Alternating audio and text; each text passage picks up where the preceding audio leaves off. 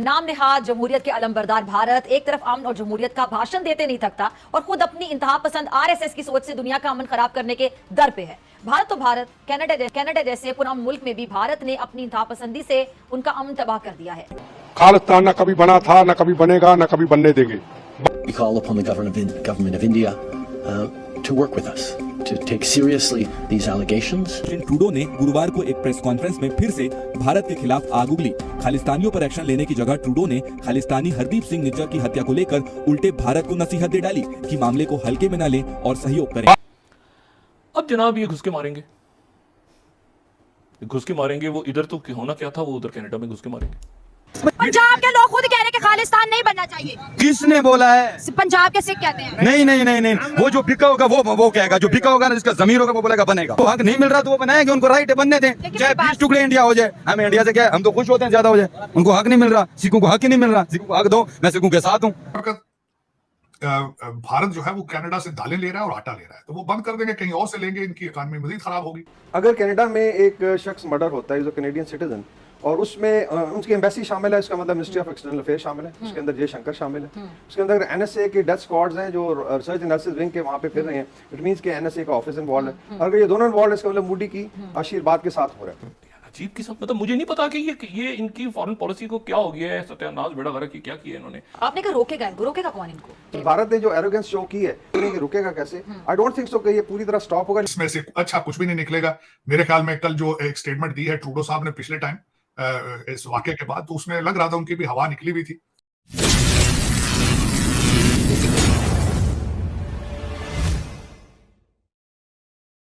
Hello friends, जय हिंद। आप सभी का स्वागत है हमारे चैनल में। तो दोस्तों, जैसे कि आप सभी को अभी पता ही है कि जो कनाडा और इंडिया का जो कंट्रोवर्सी चल रहा है, उसी में खालिस्तानी की भी आतंकवादी जो है वो मारे गए हैं इंडिया की तरफ से। उसी की में कनाडा और इंडिया के बीच ज़्यादा और गर्मागर्मी हो चुकी है। इसी में पाकिस्तान की मीडिया और वहाँ के लोग भी कूद रहे हैं। उनको ये समझने की ज़रूरत है कि अपने घर में जब छेद हो तो दूसरे घर में झाँका नहीं करते हैं। तो दोस्तों, भूखे नंगे तो पाकिस्तानी वाले पहले से ही हैं। अपने देश को तो खाना खिलाने की औकात है नहीं, लेकिन दूसरे घर में पत्थर मारने का उनकी आदत कभी जाती है नहीं। तो दोस्तों, इसी पाकिस्तान मीडिया का क्या रिएक्शन है इंडिया और कनाडा के जो हो रही है कंट्रोवर्सी, उस पर देखते हैं वीडियो में, और मैं आपको मिलता हूं वीडियो के एंड में। अलमबरदार भारत एक तरफ अमन और जमहूरियत का भाषण देते नहीं थकता और खुद अपनी इंतहा पसंद आरएसएस की सोच से दुनिया का अमन खराब करने के दर पे है। भारत तो भारत, कनाडा जैसे पुरअमन मुल्क में भी भारत ने अपनी इंतहा पसंदी से उनका अमन तबाह कर दिया है। गुज़िश्ता दिनों खालिस्तान तहरीक के सिख रहनुमा हरदीप सिंह के कत्ल के बाद कनाडा में भारत से अलहदगी की हामी खालिस्तान तहरीक के एक और रहनुमा को आज कत्ल कर दिया गया है। सिख रहनुमा दोल सिंह को कनाडा के एक शहर में नामालूम अफराद ने फायरिंग करके कत्ल किया और 3 रोज पहले कैनेडियन वजीर आजम जस्टिन ट्रूडो ने अपने बयान में कहा था कि कनाडा में कत्ल होने वाले सिख रहनुमा हरदीप सिंह के जो कत्ल है उसमें भारत की जो एजेंसी है रॉ, उसके मुलविस होने के बाकायदा नाकाबिले तरदीद शवाहिद मिले हैं। अब इस बयान के फौरी बाद कनाडा ने भारतीय एजेंसी रॉ के सरबराह को मुल्क बदर कर दिया था।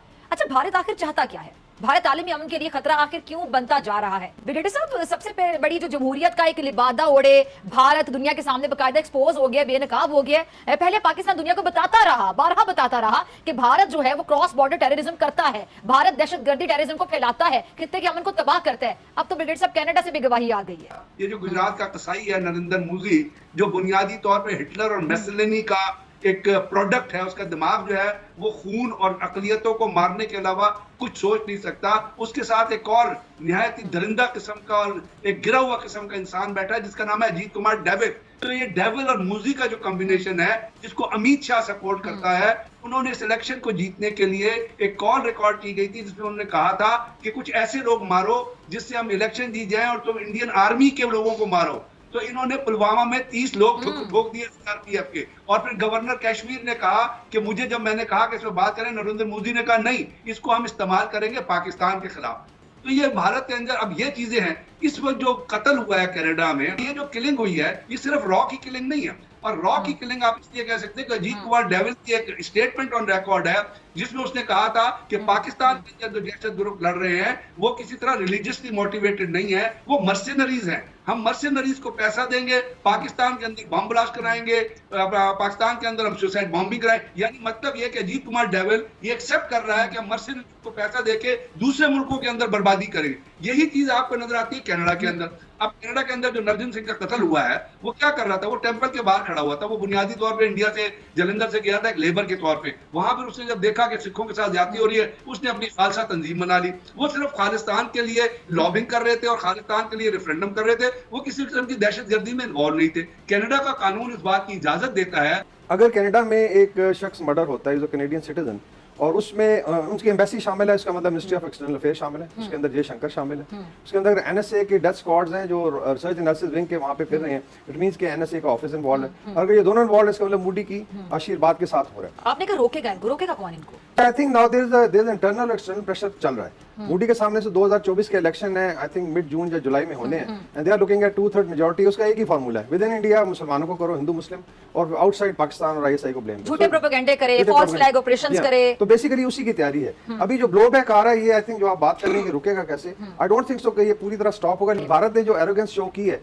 कि इसको हरदीप सिंह नज्जर को मारा, उसके बाद ये सुखदेवल सिंह की असैसिनेशन होगी, देन खंडा का जो मर्डर है यूके के अंदर, सो वो probably they are stepping up. एक और अफसोसनाक चीज है कि जो गोदी मीडिया और सोशल मीडिया का किरदार है कि दे आर सेलिब्रेटिंग। आज अगर आप सोशल मीडिया देखें, सबसे बड़ा ट्रेंड है जो है खालिस्तान के अगेंस्ट इट सुखदेवल सिंह का मर्डर है, और उसके अंदर वो कह रहे हैं ठोक दिया। फिर इनके एंकर्स लाइक गौरव आर्य, इसको मैं बिल्कुल क्रेडिट नहीं देता, is I would say third rate journalist है, फौजी का टर्न जर्नलिस्ट, वो जो है ओपनली थ्रेटन करता है सिख एक्टिविस्ट को। अभी जस्टिस टूडू को थ्रेटन किया, हम आपको देख लेंगे कि आप अगला इलेक्शन किस तरह जीते।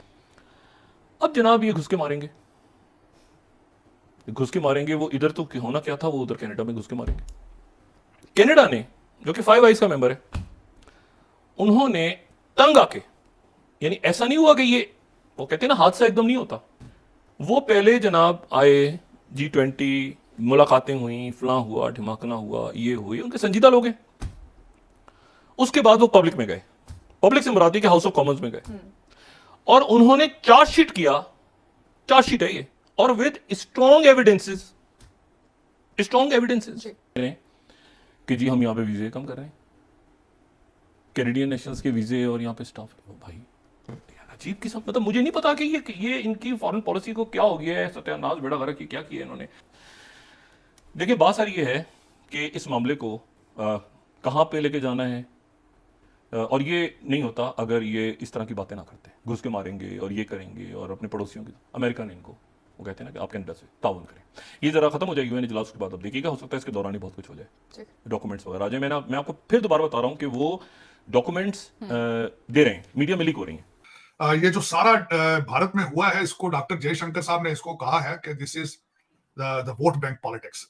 इसको वाकई लग भी इसी तरह है, क्योंकि ट्रूडो की पॉपुलैरिटी कनाडा में काफी अरसे से जो है वो वीक है, इन्फ्लेशन आउट ऑफ कंट्रोल है, अनएम्प्लॉयमेंट है, सिर्फ घरों को लोग बेच बेच के, जिस तरह पाकिस्तान में प्लाटों की इकानमी है, वहां भी घरों की इकानमी चल रही है, और बहुत बुरा हालात था कनाडा से। बल्कि इससे पहले भी, इस वाकये से पहले ये नोट किया जा रहा था कि भारतीय जो हमारे कैनेडियन थे वो कनाडा को छोड़ छोड़ के तो वापस जा रहे थे। ट्रकिंग की बुरी हालत थी इकानमी, क्योंकि मेरा तो साथ नेबरिंग कंट्री है, बहुत दोस्त है, मुझे पता वहां के इकानमी के हालात क्या थे।